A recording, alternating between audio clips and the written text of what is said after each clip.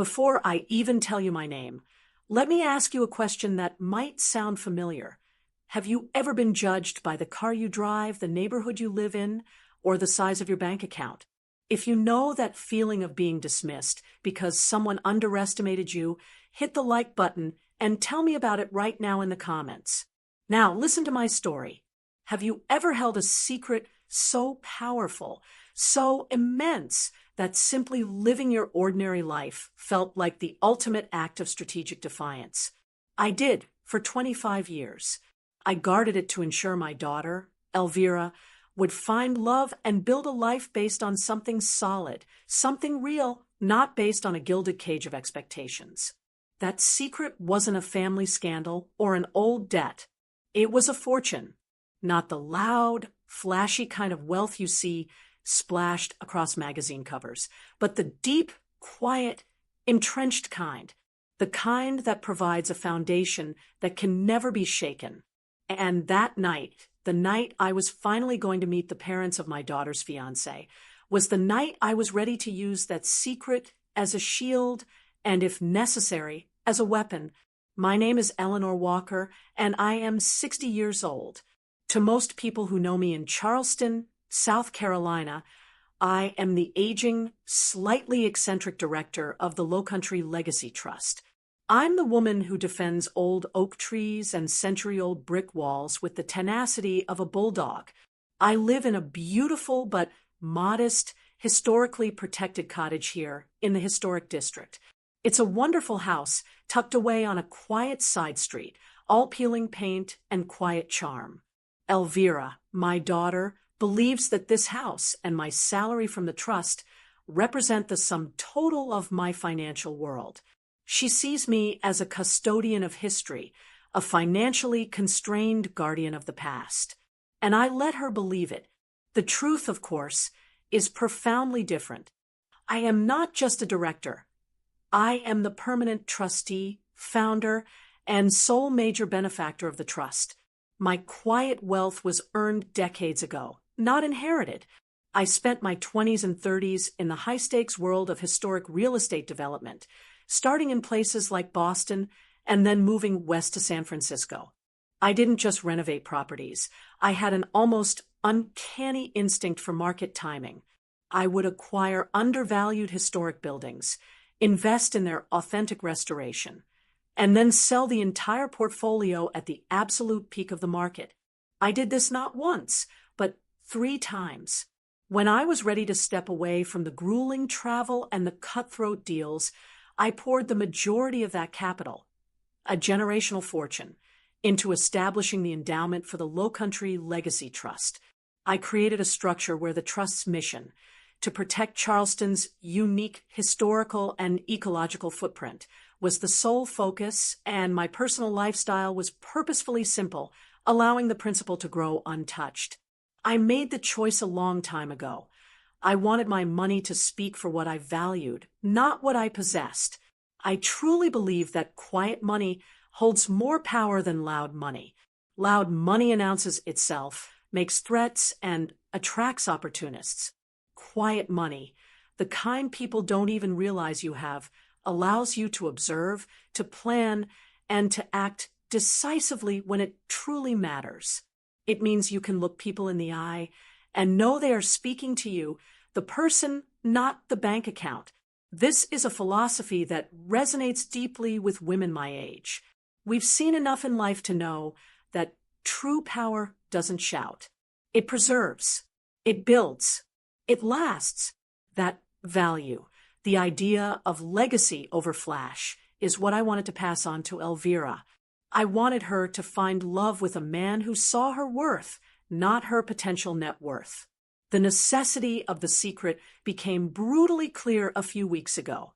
My daughter, Elvira, called me, her voice tightly wound with anxiety. "Mom, they're coming. Don's parents, Nicolas and Regina Outland, are flying in from Miami next week, and they want to have dinner to officially break the ice."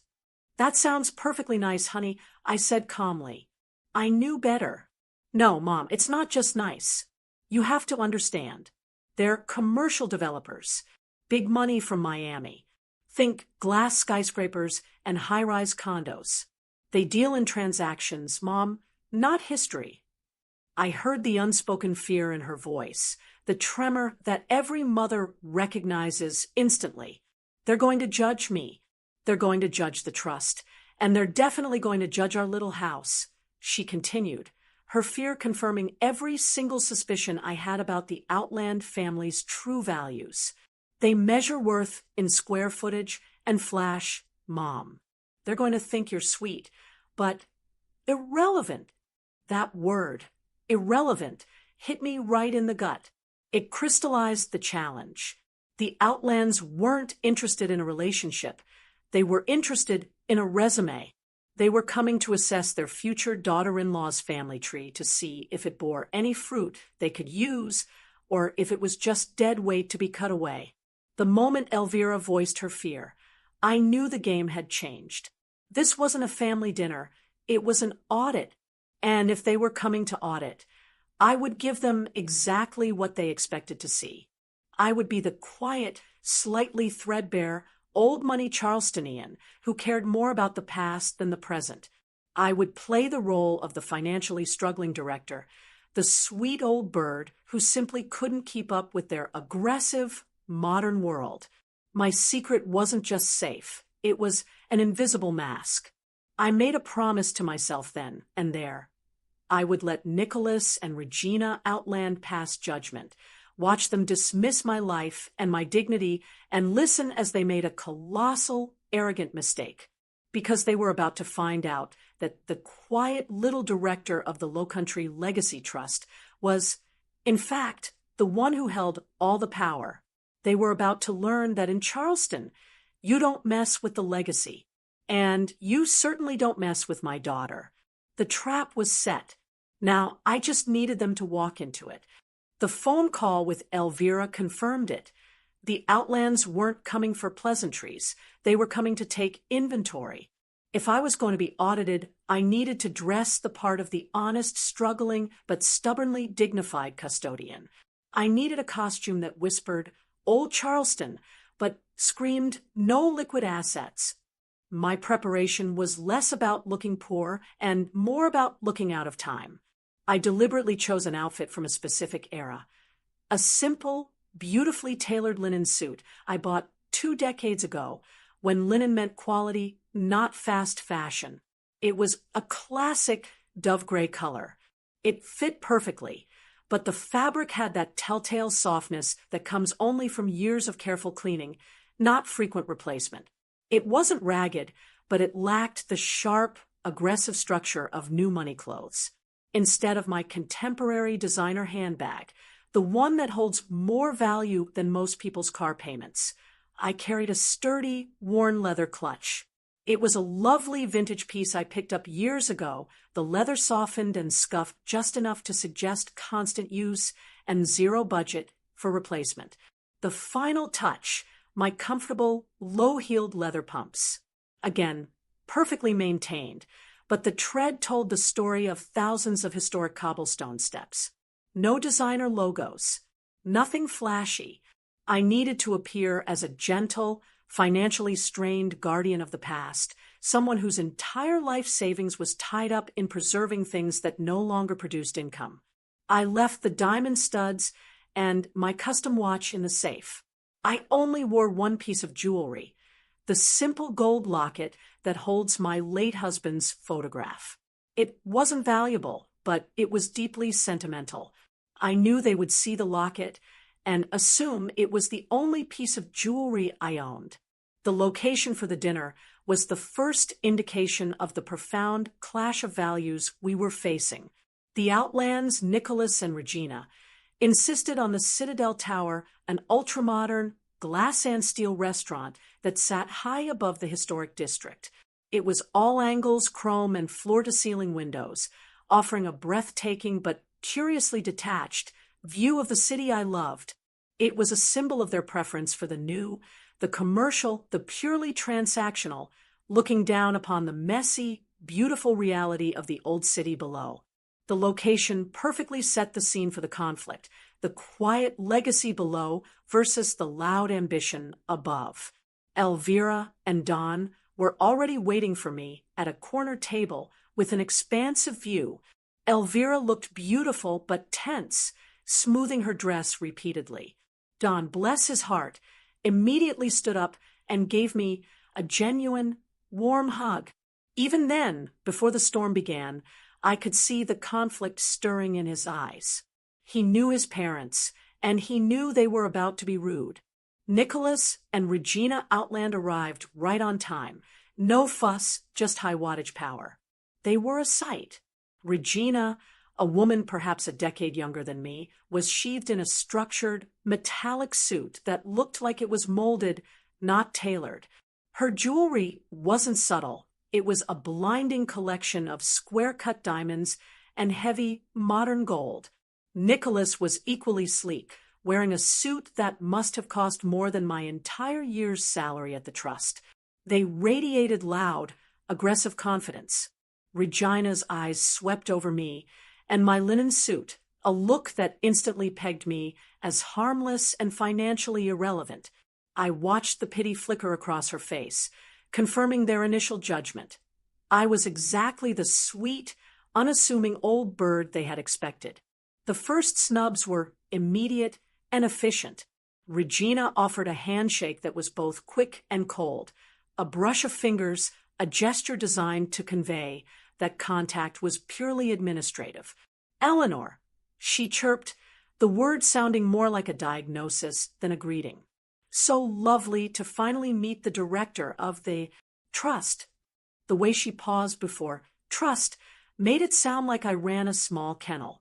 Nicholas, meanwhile, didn't even bother with a gentle lead-in. He skipped the weather and the pleasantries. He gestured broadly toward the expansive view of Charleston's rooftops.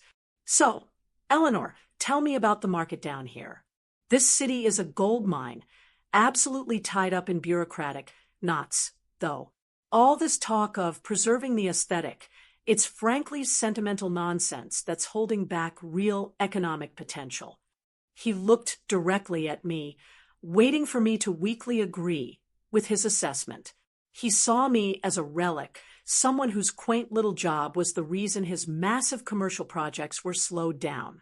He was telling me, without saying the words, that my entire life's work was nothing more than a charming anchor. They didn't treat my trust like a serious enterprise. They treated it like a hobby, a burdensome passion project managed by a woman who needed a reality check and a bigger paycheck. I offered a soft, slightly hesitant smile, the smile of a woman who is used to being dismissed. I gave them nothing to fight against. I didn't defend my work or my city. I simply let them assume they were the most important people in the room. The game had begun, and they were already walking straight into the trap, confirming every suspicion Elvira and I had about their superficial, money-driven worldview. They saw a meek, aging woman. They had no idea they were sitting across the table from a financial strategist with the power to make their entire Charleston venture disappear. The appetizers arrived, small, complicated plates that required more explanation than enjoyment. The dinner conversation immediately settled into a sustained, polite assault, a tactic I recognized instantly from my years in business. Probe for weaknesses, establish dominance, and make the opposition feel small. Regina was the chief interrogator, cloaking her questions in sickly sweet concern. She would ask about the trust's latest preservation project, the one that secured the 18th century almshouse, and then pivot sharply to finance. Eleanor, that's so wonderful, protecting those old buildings. She cooed, sipping her wine. But you must struggle to raise funds. Are the donations steady enough to rely on? With the economy shifting so quickly, you must worry constantly about your salary and the trust's operational budget. I mean, it's not like a profitable commercial business that brings in guaranteed revenue, is it? I offered a small, weary sigh, the perfect sound of a financially fragile do-gooder. We manage Regina. We rely on the generosity of those who believe in preserving the past. It's often a tightrope walk. That was all the confirmation she needed. She then launched into a long, detailed monologue about her own philanthropic activities. She didn't volunteer at soup kitchens or lead local cleanups. Regina's charities were large, showy, modern institutions, the kind with annual galas and names emblazoned on wings of new hospitals in Miami and Atlanta. She meticulously detailed the seven-figure checks they signed for these organizations, making my beloved Lowcountry Legacy Trust sound like a quaint bake sale, a negligible endeavor that barely warranted mention. She wanted me to feel the disparity, the sheer chasm between her world of aggressive, relevant capital and my world of dusty, irrelevant history. The air grew thick with tension, mostly radiating from Elvira and Don. Elvira kept picking at her food, avoiding eye contact with anyone. I could feel her humiliation, not for me, but for her parents' rudeness. Nicolas, meanwhile, was focused on something far more dangerous than snobbery. Information.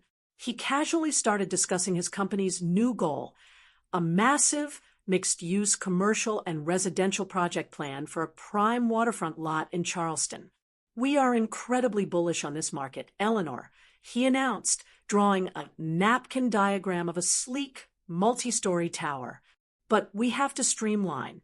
We've got a specific parcel, a phenomenal, irreplaceable location that we absolutely need for this anchor development. It's right on the water, perfect for luxury condos and commercial space. We are ready to break ground next quarter, pending a final title assessment." He then looked at me, a calculating glint in his eye, and subtly tried to get me to confirm that the Lowcountry Legacy Trust was not interested in historic preservation of that specific, highly valuable waterfront plot. "I assume your trust focuses mostly on the existing structures inland, right? The little houses, the old churches. We wouldn't want to step on any toes. But I can't imagine that particular lot, just an old industrial zone, falls under your purview. It's too expensive, too critical for future development. You don't have any claims on that specific area, do you, Eleanor?" He was fishing. He was trying to get verbal confirmation from the supposedly financially weak director that the trust, which he perceived as a nuisance, posed no threat to his multi-million-dollar venture. His eagerness to dismiss the site as just an old industrial zone told me everything. That lot was his linchpin. But while Nicolas and Regina were conducting their rude interrogation, I was conducting my own audit of Don. The beauty of playing the meek victim is that it reveals the true character of everyone around you. And Don's actions spoke volumes. Don was visibly uncomfortable, bordering on distressed. Every time his mother launched into a condescending comment about tight budgets or small operations, Don would interrupt, but gently, the way a good man tries to stop a train crash involving his own parents. "Mom, didn't you want to tell Eleanor about the caterer we chose for the wedding? They're fantastic," he'd interject, desperately trying to shift the discussion to something joyful and neutral. He didn't just sit there silently. He was on edge, actively trying to protect me, the supposed financially fragile mother of his fiancée. When I reached for the water pitcher, he quickly took it and poured my water himself, ensuring my glass was always full. When Regina dismissed my trust, he avoided making eye contact with his parents, but gave me a quick, fleeting, apologetic glance. His body language was screaming, "I am so sorry for their terrible behavior. This is not who I am." His actions, small and constant, were a powerful, undeniable proof of his love for Elvira and his innate respect for people, regardless of their bank balance. He was willing to risk his parents' ire and potentially their financial assistance to show kindness and loyalty. He passed my test without even knowing he was taking it. The evening approached its peak of arrogance. Regina, sensing she had sufficiently established my financial inferiority and secured Nicolas's territorial claim on the waterfront, decided to deliver the final setup.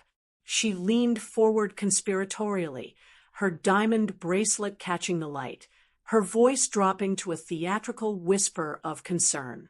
Eleanor, people like you, with such a deep passion for history and community, you need more support than you realize. It's a shame the real economic movers, the people who actually create wealth, don't value what you do adequately. You're fighting such a lonely, uphill battle. She paused for maximum effect, her eyes full of feigned sympathy. Then she delivered the line that was meant to crush me, the line that perfectly aligned with their entire perspective. Frankly, you're an obstacle to progress. A charming one, of course, but an obstacle nonetheless. The word obstacle was not an offhand comment. It was a calculated insult that summarized their view of my entire life. I had been successfully marginalized. I had been categorized as a quaint nuisance, an outdated figure standing in the way of their superior, profitable future. They were ready to move to the next stage of their plan. They had no idea that their arrogant dismissal was the very trigger I had been waiting for. They had successfully built the perfect foundation for their own immediate downfall. Regina's word, obstacle, hung in the air like a poorly aimed dart. It was the signal that the subtle snubs were over, and the direct negotiation for my exit was about to begin. They had sized me up, deemed me financially weak and strategically irrelevant, and were now ready to clear the path for their massive waterfront project. I took a slow sip of water, keeping my face serene, adopting the slightly puzzled, wounded expression of a woman who is genuinely hurt but too kind to fight back. I wanted her to feel confident. I wanted her to believe she had already won. Regina leaned in again, dropping her voice to a theatrical, conspiratorial whisper, as if she were about to offer me a secret prize, a special kindness reserved only for the truly unfortunate.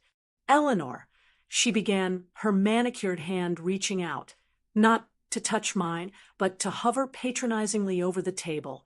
We understand your dedication to the trust. It's sweet, but dedication doesn't pay the bills, especially when you're nearing 70, and your focus should be on you. She paused, making sure Nicolas was watching and that Elvira was listening. Don and Elvira are starting a serious life together. They deserve financial peace. And frankly, having the burden of worrying about your little nonprofit, it's a distraction. It complicates things.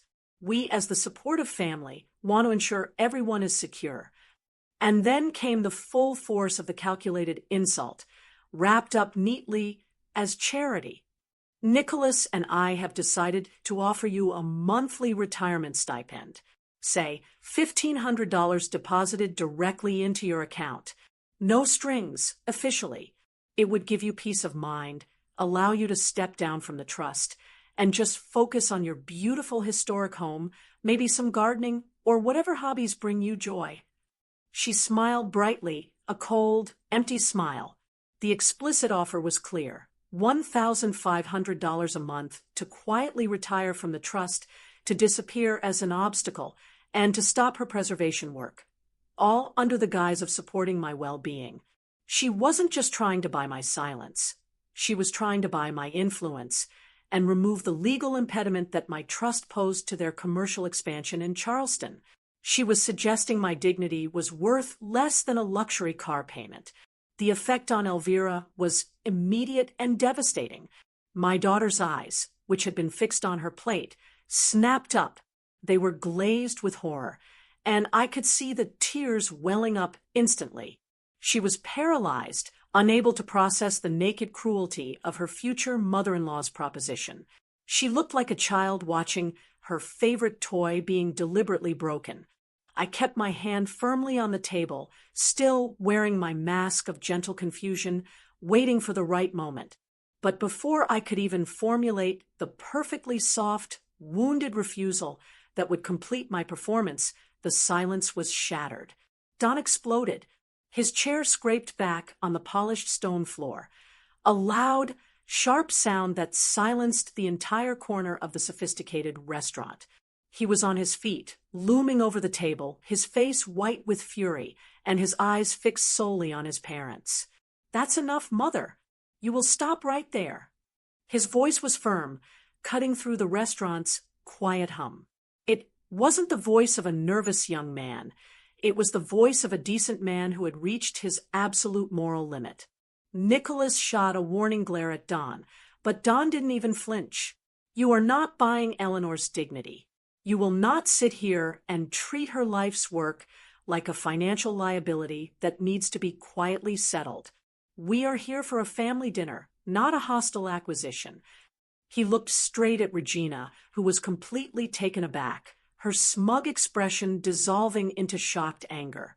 You will apologize to her, or I will leave this table right now, and I will not come back until you mean it. I mean it.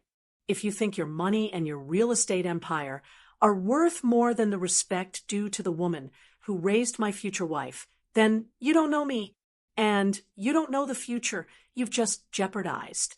It was an unequivocal declaration of loyalty. He wasn't defending me because I was an aging woman. He was defending me because I was a person being unjustly humiliated. He was willing to risk everything, his parents' support, his inheritance, the smooth path to his career, to protect the honor of the woman who raised Elvira. This was the absolute, undeniable proof of his character and loyalty. In a single, explosive moment, Don had passed the real test. He had chosen people over profit, respect over resources. The trap was now sprung, not just for the Outlands, but for the entire premise of my 25-year secret. I knew then that whatever came next, Elvira and I were safe, because we had him. Now it was my turn. The soft, timid Eleanor could finally be put away. I reached out a hand, touched Don's arm gently to pull him back to his seat, and turned to face the two people whose arrogance had just sealed their own fate. The time for performance was over. The time for the executive decision was now. The absolute silence that followed Don's defense was electric. Regina was frozen, her mouth slightly open, the sophisticated mask she wore cracked wide open, revealing nothing but shocked fury. Nicholas looked less angry and more deeply suspicious, his developer instincts screaming that something was wrong. Elvira was still silently weeping, but she was leaning toward Don, finding shelter in his integrity. I kept my hand on Don's arm until I felt him relax and slowly sit back down. He had done his part. Now I had to do mine. I slowly rose from the table. I didn't rush it. I was deliberate, the movement of a woman who owns every inch of her space. I met Regina's stunned gaze, and my entire demeanor shifted. The timid posture vanished. The soft, wounded expression of the grieving widow was gone. My spine straightened. My shoulders relaxed into a confident set. My voice, when it came, wasn't raised, but it was perfectly clear, measured, and resonated with the unmistakable authority of someone who routinely commands boardrooms and controls budgets larger than their entire family's net worth. Regina, Nicholas, I began, the names clipped and formal. Let me thank you both for this evening. And let me especially thank you, Regina, for that rather generous offer. However, I must immediately decline your stipend. It is deeply, profoundly insulting, but thank you. You have confirmed everything I needed to know about your priorities and your capacity for kindness. I let that hang there for a moment, letting them feel the cold, sudden reversal of power. They were listening now, truly listening. You came here tonight with the assumption that I am a quiet, financially desperate woman, an aging curiosity who is a burden to her daughter and an obstacle to progress. You made a calculation based on what I choose to wear and where I choose to live. That was your first and most significant error in judgment. I paused, letting my eyes sweep over the expensive, tasteless jewelry Regina wore. Let me clarify my position. I am Eleanor Walker, and I am not a mere employee of the Lowcountry Legacy Trust. I founded it 25 years ago, and when I did so, it was with the deep, unwavering conviction that historic preservation isn't a hobby for the financially unmotivated. It is an economic investment in culture and permanence. You call me an obstacle. I call myself a permanent safeguard. And for any woman watching this who has ever had a man or another woman assume your kindness means you're weak, please pause and share your experience. Did they regret underestimating you?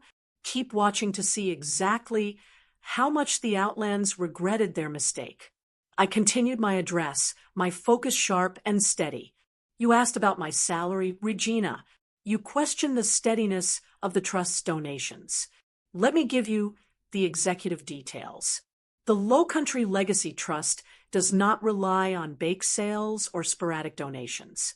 Its endowment was established with my personal fortune, a fortune generated by decades of successful, high-risk, high-return real estate investment in markets far larger and more volatile than Miami. I kept my tone perfectly neutral, stating facts, not boasting. When I sold my portfolio of historic commercial properties in Boston and San Francisco at the absolute peak of the market 15 years ago, the capital I liquidated established an endowment large enough that the interest alone generates an annual budget that would dwarf your annual commercial revenue. Nicolas, my personal net worth is generational, and the trust is structured to last long after you and I are both gone. Simplicity, Regina, is not a financial constraint. It is a choice. It is the choice to live quietly and let my resources speak through the good they do, not the noise they create. I saw the denial flicker across Nicholas's face, quickly followed by the dawning realization that the financial scope I was describing was immense. He was trying to calculate the tax implications, the scale of that kind of capital. He realized he had mistaken an aircraft carrier for a dinghy. You saw the modesty of my historic cottage and assumed poverty. I continued. But that house is merely one piece of a large, complex portfolio, and it is the only home I've ever wanted. I chose the Lowcountry Legacy Trust because its mission aligns with my entire value system. Unlike your developments, which seek immediate profit, my trust is designed for permanent impact. We do not sell, we protect forever. I stepped back, signaling that the personal revelation was complete. The focus had to shift back to their arrogance and the immediate cost of their mistake. And that brings me to the second part of your error, Nicholas, I said, turning my gaze to him. Your waterfront project. Nicholas's expression tightened instantly. He knew. You came here tonight to subtly confirm that the trust had no interest in that specific industrial waterfront lot. You assumed that because the lot is expensive and historically vague, the struggling trust couldn't afford it or wouldn't bother. That was a fatal miscalculation. I could see Elvira, still teary-eyed, looking up at me in disbelief. Don was sitting absolutely straight, his eyes wide with a mixture of shock and utter respect. I am intimately familiar with your commercial development plans for the waterfront property, I stated, my voice like ice. I saw the filing months ago. I know exactly which parcels of land are critical to your success, and I know exactly how much financing you tied up based on gaining access to that property. I smiled. Not my gentle old woman smile, but the sharp, competitive smile of a woman who has just closed a multi-million-dollar deal. And that is why I set the hook for the final act tonight. Nicholas, you tried to buy my silence for $1,500. You are about to discover the price of my vengeance. The sudden, cold confidence in my voice had shocked Nicholas Outland more than Regina's anger had. He was a commercial predator, and he was staring at a larger, more experienced predator who had just shown her teeth. The realization that I was not a nuisance, but an established, generational competitor hit him with brutal clarity. You tried to buy my silence for $1,500, I repeated, letting the number sound pathetic and cheap in the elegant room. You are about to discover the exact price of that arrogance. I leaned in, delivering the calculated, irreversible blow. The timid Eleanor was gone. The negotiator who had closed massive real estate deals on 3 coastlines was now speaking. You assumed I was a quaint, struggling old woman. You made a costly mistake, Nicholas, because of your planned waterfront project. The one you spoke of so casually. I took defensive measures 6 months ago. I watched his face. He knew exactly what the next sentence would be, but his mind was racing, trying to figure out how.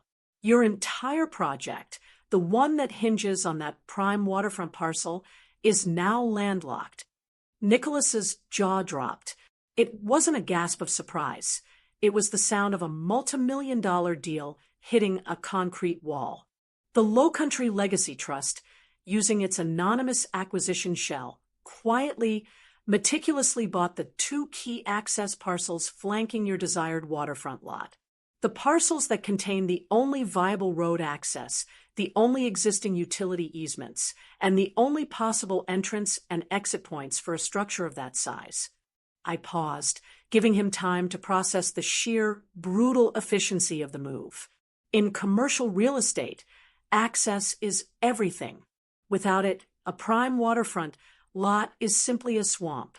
Those 2 parcels, I continued, my voice steady, were immediately and permanently declared protected conservation wetlands under the Trust Charter, complete with ironclad covenants that prohibit any future commercial development, road building, or utility use across the land.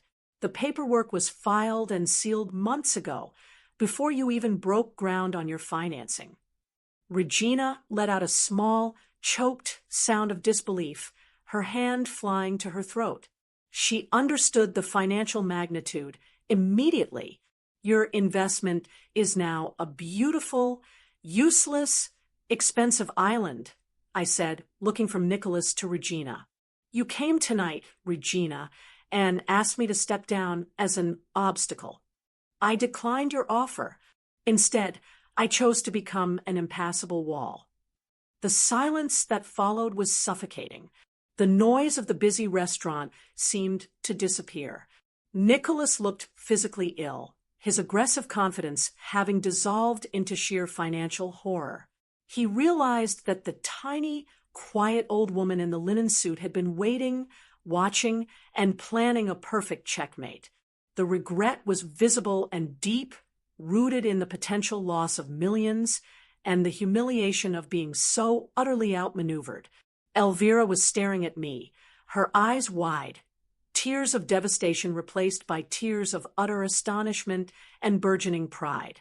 Don, meanwhile, was nodding slowly, a genuine smile of admiration spreading across his face. He recognized the strategy. He recognized the power. He saw his future mother-in-law not as a fragile woman, but as a brilliant, ethical, and formidable force. Just as the silence threatened to stretch too long, the waiter approached the table with the check. The timing was almost theatrical. Nicholas, recovering slightly, reached for his wallet, his hand visibly shaking. He took out a sleek, black corporate card and pushed it toward the waiter, desperate to reestablish some shred of financial control. The waiter returned shortly. "Mr. Outland, I'm so sorry, but this card was declined. Could we try another one?" Nicholas snatched the card back, his face flushing crimson, clearly furious at his bank or his assistant. He pulled out a personal platinum card. The waiter discreetly ran it again. "I apologize, sir. That one was also declined. Perhaps there is a temporary hold." The shame was absolute. The man who had spent the entire evening lecturing about the value of money couldn't even pay for his own dinner. He looked up, his eyes meeting mine, a mixture of humiliation and seething helplessness. I didn't hesitate. I reached into my worn leather clutch, which Regina had so clearly dismissed, and pulled out my own private bank card. It wasn't flashy, but it was a rare, distinctive charcoal gray, tied to one of the largest and most discreet financial institutions in the country, the kind of card that signifies massive, stable wealth and zero risk. I slid it smoothly across the table to the waiter. "I believe the dinner is on me," I said, my voice perfectly gracious, the hostess taking care of her failed guests. "Please add a generous tip for the gentleman's patience." The waiter took one look at the card, his eyes widening with instant professional recognition. He processed the payment, immediately bowing slightly as he returned the card. "Thank you very much, Miss Walker. Everything is taken care of." I took the card back, the charcoal gray metal feeling cool and substantial in my hand. It was the final, devastating flourish. They had tried to buy me off with $1,500. I had just bought their humiliating defeat, paid for their expensive, awkward meal, and simultaneously rendered their multi-million-dollar venture worthless. Their regret, I knew, was no longer a matter of pride, but of devastating financial reality. The silence around the table was no longer awkward. It was thick with the irreversible reality of financial ruin and profound, bitter shame. I took my card back from the waiter, signed the receipt quickly, and tucked the metal back into my modest leather clutch. The contrast between my simple act and the Outland's agonizing humiliation was the final, perfect stroke. I looked at Nicolas and Regina, who were staring blankly at the ruined view of Charleston, the city they had tried to conquer. They weren't seeing the beautiful harbor anymore. They were seeing the landlocked lot, the sunk costs, and the absolute destruction of their expansion plans.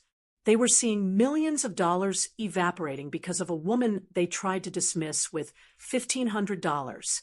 It was time to deliver the closing statement, the moral legacy of the evening. "Nicolas, Regina," I said, my voice quiet, carrying the weight of decades of earned perspective. "You came here tonight to measure my worth in cash. You saw my simple clothes and my passion for history, and you drew a clear conclusion, easy target. You assumed I was broke, naive, and weak. You assumed my preservation work was a distraction, an irrelevance that could be purchased and silenced. I focused on Regina, the architect of the insult. I want you to understand the true price of your arrogance. Your fortune, Regina buys structures. My fortune and the legacy of the Lowcountry Legacy Trust protects history, dignity, and beauty. You build things that can be sold or torn down. I invest in things that are permanent. I let the moral weight of the distinction settle over them. The regret on their faces was palpable. It wasn't the kind of regret you feel over a missed opportunity. It was the sharp, acidic regret of having been responsible for your own financial demise. They had sacrificed their influence, their massive investment, and their pride for the sake of petty scorn aimed at a woman they thought was a nobody. The shame was now visible and agonizing, and they would carry it indefinitely. I turned away from the Outlands, who had nothing left to offer but their misery. I turned to my daughter, Elvira, and to Don, who was still standing protectively at her side. Elvira approached me, her face streaked with tears, but her expression had changed entirely. The humiliation was gone, replaced by a profound sense of awe and a fierce, protective respect. She didn't embrace me immediately. She needed a moment to process the powerful, strategic woman who had just emerged from the cocoon of the unassuming director. "Mom," she whispered, her voice husky. I don't know what to say. You did that for us." "I did that for us, darling," I corrected gently. "And more importantly, I did that for the future I want you to have. I kept my secret to ensure you weren't chosen for your inheritance. I revealed it tonight to ensure you weren't rejected for mine. And I used it to remove the toxicity that would have poisoned your marriage." Elvira finally hugged me, a long, warm, genuine embrace that was worth every minute of the performance. She finally understood the powerful, quiet woman her mother truly was, a strategist, a protector, and a fierce keeper of values. She thanked me not for the money, but for protecting her peace. I looked at Don. He walked over, his posture one of immediate, deep respect. He didn't try to minimize his parents' actions. He simply affirmed his choice. "Eleanor," he said, his voice sincere and steady. "My parents, they prioritize capital over character. You prioritize integrity over influence. Thank you for showing me what genuine strength looks like. Thank you for protecting Elvira. I want you to know that tonight I made my choice. I chose Elvira. And I choose to build our life the way you've built yours, with honesty and a strong foundation, not with their empty noise." He had passed the final test. He affirmed his commitment to Elvira and his new, respectful relationship with me. He had chosen character over capital, with Elvira on one side and Don on the other. We walked out of the Citadel Tower, leaving Nicolas and Regina utterly defeated amidst the chrome and glass. We didn't look back. As we descended in the elevator, leaving the sterile atmosphere of the high-rise behind, I felt a deep, quiet sense of peace. My vengeance was complete. It wasn't loud or messy. It was surgical, permanent, and delivered a clear, unmissable message. I had acted poor to meet my daughter's in-laws. They tried to buy my silence, and they ended up paying with their entire commercial future. We stepped out onto the familiar historic streets of Charleston, the smell of salt and old brick in the air. We were together, whole and free from the judgment of the outlands. My quiet legacy had defeated their loud greed. The most expensive lesson they ever received was paid for with my modest, secretly powerful card. The true work of marriage for Elvira and Don was about to begin, but now it would start on solid ground, protected by a mother who knew how to wage a war without raising her voice. The night air of Charleston felt cool and clean against my skin as Don, Elvira, and I walked away from the high-rise. We left the spectacle behind, choosing the quiet intimacy of the cobblestone streets over the sterile drama of the tower. Elvira gripped my arm, leaning into me, and Don walked with a new lightness in his step. The silence between us now was not tense, but full of unspoken relief and mutual respect. After seeing them off with a long, satisfying hug, I eventually found my way back to my quiet, historic home. I didn't turn on many lights. I simply settled into the worn, comfortable armchair in my living room, the room that overlooks the small, private garden. The peace in my small cottage was immediate and profound, a deep contrast to the aggressive noise of the Citadel Tower. I reflected on the evening. It wasn't about the money. The money was just the tool. The true victory was the preservation of dignity and the protection of Elvira's future. I thought about Nicolas and Regina, left stranded up there, facing the sudden, sharp reality of their financial self-sabotage. Their lives, focused entirely on transactions and showing off, were always going to be loud and vulnerable. They had built their fortress of wealth without a foundation of character. I realized the critical difference between inherited wealth and earned legacy.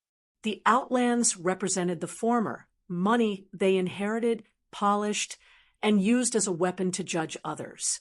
They had the appearance of success, but their core values were brittle. My money, my fortune, was an earned legacy. It was the quiet residue of years of hard work, strategic patience, and an ethical commitment to the past. It was a power that I chose to hide, not out of shame, but to shield the people I loved from the very type of transactional scrutiny the outlands practiced. My secret wasn't a burden. It was a shield for Elvira and a tool for justice. It allowed me to see Don's true loyalty and then deliver the perfect, proportionate consequence to his parents. I had maintained my self-respect and secured my daughter's future, all while preserving a beautiful slice of Charleston history from rapacious commercial greed. That is the definition of quiet strength, a core value that resonates so deeply with women who have spent decades navigating the world with wisdom and discretion. We know that the person who talks the loudest often has the least to say. I smiled, remembering the look on Nicholas's face when his high-limit card was declined. That moment encapsulated their entire philosophy. They were living right at the edge of their liquidity, using their wealth for spectacle, not security. They valued the appearance of being powerful over the reality of being untouchable. I was untouchable. I am 60 years old, and I have found the deepest kind of contentment. I look at my little cottage, my trust, and my daughter's happy future, and I wouldn't trade it for all the glass towers in Miami. My net worth is generational, but my wealth is measured by the peace I feel when I sit here and know that I have acted with integrity. My final victory was seeing Don choose character over capital, and watching Elvira finally understand the power of a quiet, purposeful life. That is the true return on my 25-year investment in silence. Now that my story is out there, I want to talk to you directly, to all the women who have navigated this world with dignity and quiet strength. Have you ever held back a piece of information about yours? Your past achievement, your real financial standing, or your influence, just to truly test someone's character? I had to use a secret power to defend my family from someone who thought they were superior. Tell me about that moment, that precise moment when they realized they messed with the wrong woman. I'd love to read your stories in the comments below. If you enjoyed hearing about how quiet wealth defeated loud greed and how an unassuming woman delivered the ultimate checkmate, then you absolutely have to hear the story of how my trust secured the oldest church in Charleston from a similar predatory attempt. The villain in that story was even more stubborn than Nicholas, and the tactics we used were even more complex. Click here to watch that next. It's a masterclass in using patience as a weapon, and it will change the way you look at local news forever.